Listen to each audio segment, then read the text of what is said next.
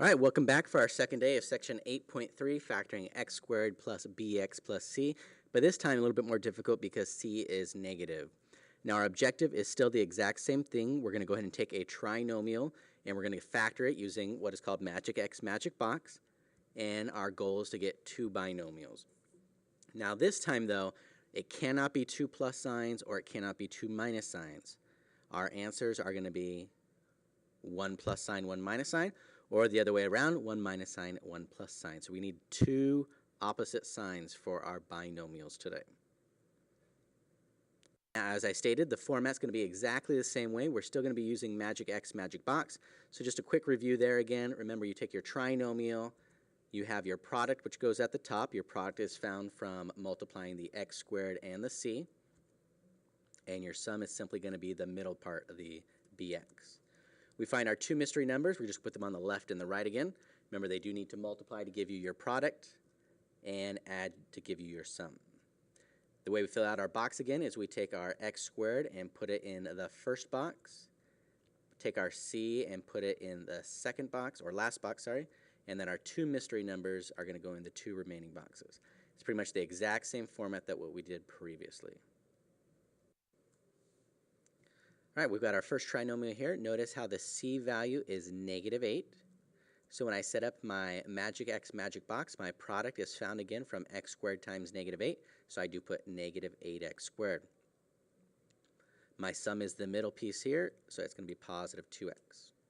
Now, if you remember back from the very beginning of our notes for today, I said that we're going to have one plus sign and one minus sign. And you may be asking yourself, how do I know the difference? How do I know which one's going to be plus sign, which one's going to be minus sign? I got something very helpful here for you to remember. If the sum is positive, notice how it's positive 2x, the bigger digit, or the mystery number, that's going to have to be positive. Now that's when you have one of each, one plus sign, one minus sign, and we've got our sum is positive 2x. So if I go to list them out on the side, that would tell me that negative 1 and positive 8, because remember the bigger one has to be positive. Now that gives me the correct product, but it does not give me my correct sum. It gives me positive 7 for my sum, so at least we're pretty close. Positive 7 is pretty close to positive 2. So I go to the next one, listing it out on the side. I do negative 2 times positive 4. Negative 2 times positive 4 does give me negative 8. And when I add them together, it does give me positive 2. Some of you may have to be using your number line to be able to confirm that. So I got my two mystery numbers there. Positive 4x and negative 2x. Now I go to my box. Now remember, x squared goes in my first box, negative 8 goes in my last box, and then I've got my two mystery numbers. Now when I do the factoring part, I'm going to do it just like previous. I'm not going to worry too much about my signs just yet. So let's see, I've got 4 and 8. What can 4 and 8 both be divided or factored by? And that would be a nice 4. 2 and 8, what can 2 and 8 both be divided or factored by? And that's going to be a nice 2. Now wait a minute. You may be asking yourself the question, why did I put my negative sign on the 2 instead of the 4? And we'll check that in just a moment. Got our nice basic x squared, so I've got a nice x times x. Now when I check it, x times x, x squared, that's good. Now what would happen if I had put my negative sign on the 4? X times 4, does that give me 4x? Yes, it does. So that tells me if I had accidentally put my negative sign at the 4, my checking would have showed me that I did it incorrectly. Now I notice I put my negative sign on the 2. Negative 2 times x, does that give me negative 2x? Yes, it does. So that reminds me that I put the negative sign in the correct spot. And then finally, negative 2 times 4, that does give me negative 8. Now to find my answer again, my two binomials, I look here. I've got x and positive 4. So that tells me one of the binomials is going to be x plus 4. My other binomial found from the side, I've got x and negative 2. So that's simply why it is x minus 2.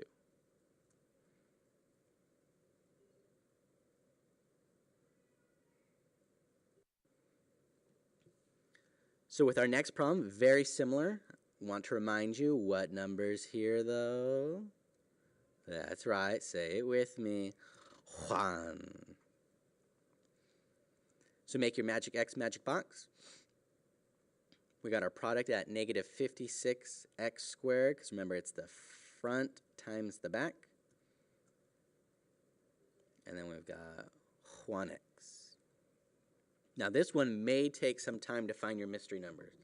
A lot of students, for whatever reason, have difficulty. It may be because they do not list out the information like they should. Taking the helpful hint, remember, my sum is positive, so that tells me my bigger mystery number, bigger digit, has to be positive.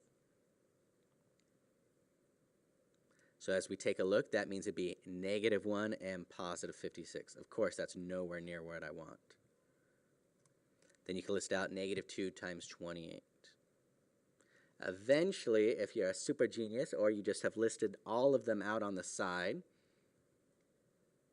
you would eventually find positive 8 and a -7. Now, there should be a multiplication chart at the back of your agenda that you guys could use if you really need to. And you'd eventually find 8 times 7 would give you 56. So 8 times -7 would give you -56. As well as 8 minus 7 will give you a nice 1. So we found our two mystery numbers quickly. So we go to our box, got our x squared, our -56, got our two mystery numbers. So again, we're going to do our basic greatest common factor. So we ask ourselves, what can 8 and 56 both be divided or factored by? And please put a nice 8. What can 7 and 56 both be divided or factored by? It's going to be a nice 7. I'd like you to notice on this time, what do 7 and 56 have in common, since it's called the greatest common factor? Hopefully you notice they have in common the negative sign. So back up to the top, we put our nice basic x's there, and then we check, just like the previous example. We've got x times x is x squared. X times 8 is 8x. Another reason I know that I put the positive sign on the correct one. And the -7 times x gives me -7x. Another reason I know the negative sign is correct. And then finally, -7 times 8 does give us -56. So we do have our two awesome binomials, x plus 8 and x minus 7. I want to remind you, though, if you wanted to, technically you could put x minus 7 in the front, and that would be acceptable. All right, so we have our next trinomial here. I need you to go ahead and put your magic x in magic box, just like we've been doing quite often. Find our product again. We're going to go ahead and put our x squared times our -4. So we have -4x squared at the top. And then remember, our sum is going to be the middle term. We've got -3x, so please do not forget to put the negative sign there like so many of you do, because you are lazy slackers. Now, previously we had it where our sum was positive, but this time our sum is negative. So the helpful hint I'm going to include for you is the following. If sum is negative, our bigger digit is negative for our mystery numbers. So when I go ahead and list out my items on the side, I would say that the 4 is going to be negative, because remember, as it states right here, the bigger digit or the bigger mystery number is going to be negative. So I list out +1 and -4. +1 times -4 does give me -4, and when I add them up, it does give me -3. So I'm good there.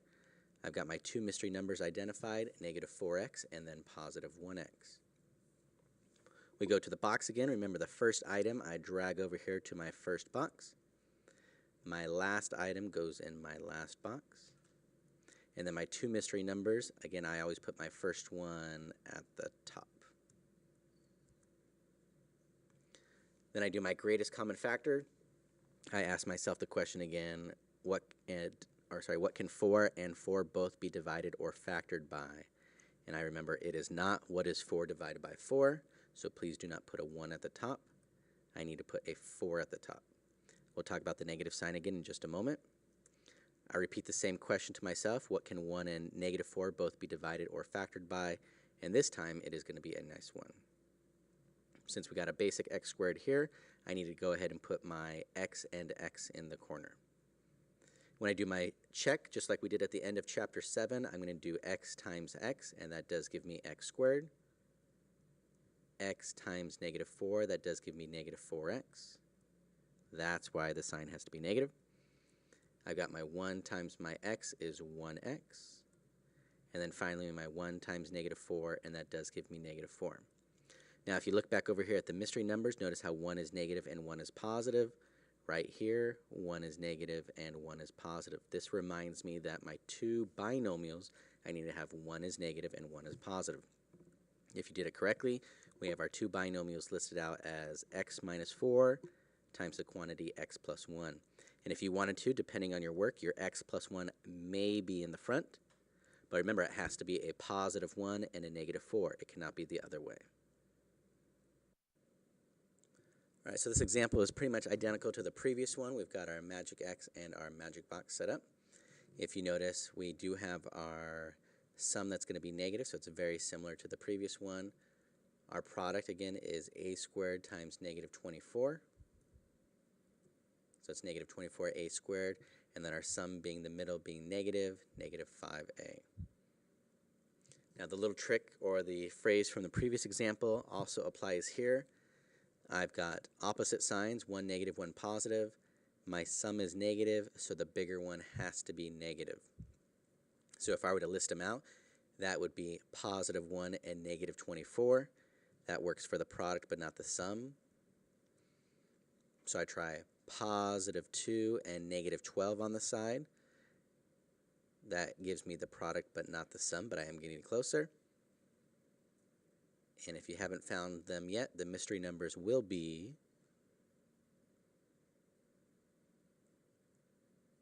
positive 3 and negative 8. Because negative 8 times 3 is negative 24, and then when you add them or combine them, it does give you negative 5a. We go to the box again. We got our a squared, and then our negative 24, and then our two mystery numbers in the box.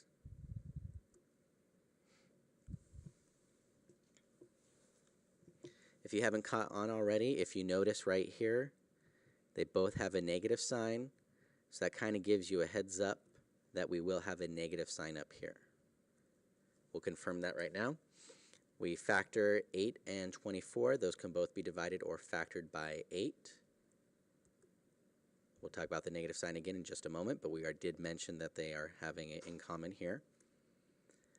My 3 and 24, those can both be divided or factored by 3. And then we have our real basic a's here instead of x's. Now to find our binomials again, we will do our check first. A times a is a squared. A times negative 8 is negative 8a. That confirms we were correct with the negative sign. We have our 3 times a, which is definitely 3a. And then 3 times negative 8 is negative 24. So we did it correctly, and we have our two binomials as a minus 8 and a plus 3. I want to remind you again, if you're getting annoyed with using the box, I'm training you for when the problems get a little bit more complicated, so just bear with me. All right, we got our last example here, very similar. We're just going to go a little bit quicker and on time. So set up your magic X magic box. You got your product at top, sum at the bottom. Our two mystery numbers, if you cannot find them, I will ask you to do so right now. List them out on the side, and I will give you some time.